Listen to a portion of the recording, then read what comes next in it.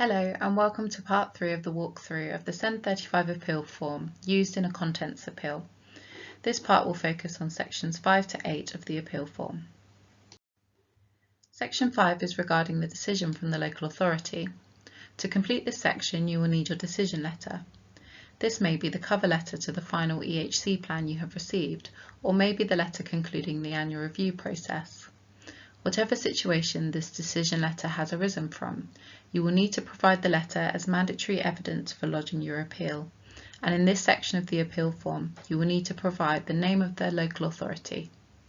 So for our Southampton viewers, that would be Southampton City Council, for our Portsmouth viewers, Portsmouth City Council, and for our West Berks viewers, West Berks Council. You will also need to provide the date on the decision letter. I just want to pause here on the matter of the date of the decision letter and draw your attention to why this is important. You will have 2 months from the date of your decision letter or 30 days from the date of your mediation certificate, whichever is latest, to lodge your appeal. If you have missed both of these deadlines, you can request the appeal be accepted late, but will need to provide information as to why the appeal is being made late. There is no guarantee your appeal will be accepted, and this will be at the discretion of the SEND Tribunal. Mediation is an opportunity to resolve disagreement between you and the local authority. However, it is not compulsory.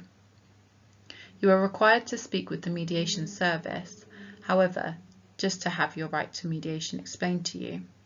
You can then make your decision whether to pursue mediation or not. Either way, you will be issued with the mediation certificate, which is a required document for lodging your appeal.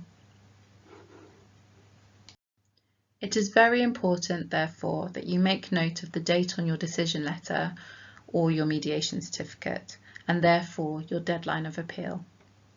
If you have any questions about completing the appeal form or would like further support from SEND-IAS, please bear in mind your appeal deadlines. We will likely not be able to support you if you come to us days or even a week before your deadline.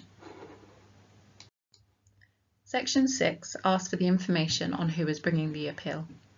If you are a parent or a carer making the application on behalf of a child, you will tick the first box and fill in your details.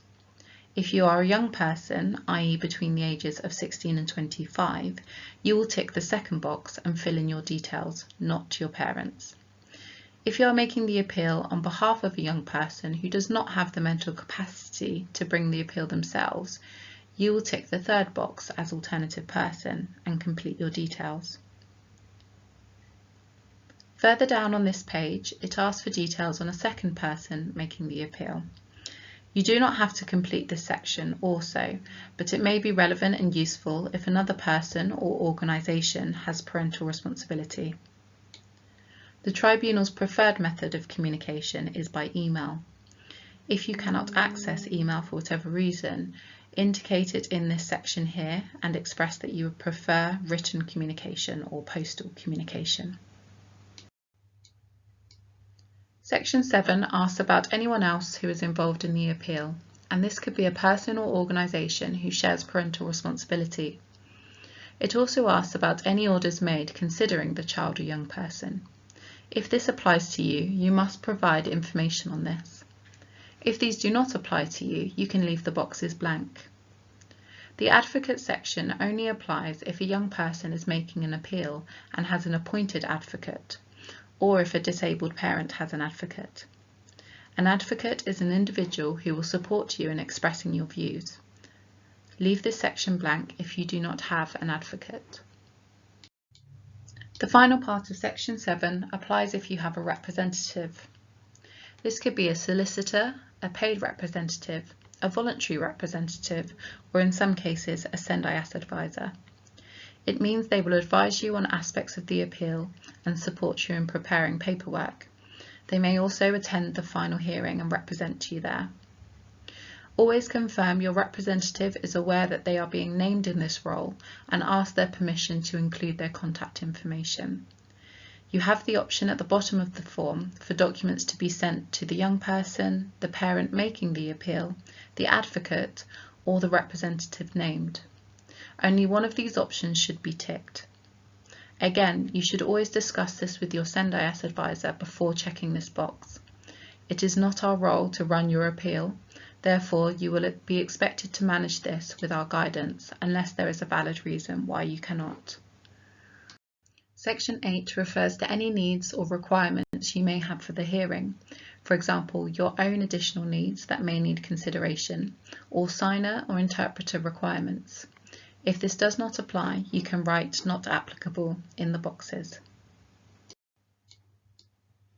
Section 9 gives you the option to opt for a paper hearing, meaning a decision will be made on the papers or based on evidence submitted only, and there will be no oral hearing. This must be agreed by all parties and the tribunal judge. There is also an option to give your consent to the final hearing being listed on an earlier date. This may happen if another hearing is cancelled and a date suddenly becomes available.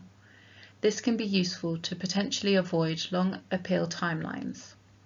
There is no guarantee that an earlier hearing date will become available, however, and if one does, there may be little warning to have your case ready and prepared for the hearing. Finally, this section also asks whether there are any current appeals or claims registered for the child, young person, or a sibling, as there is possibility that these will also be considered where appropriate. That brings us to the end of Part 3 of the Contents Appeal Walkthrough. Part 4 will take you through lodging the appeal, what mandatory documentation to submit with it, and what additional evidence you might consider submitting also. Thank you for listening.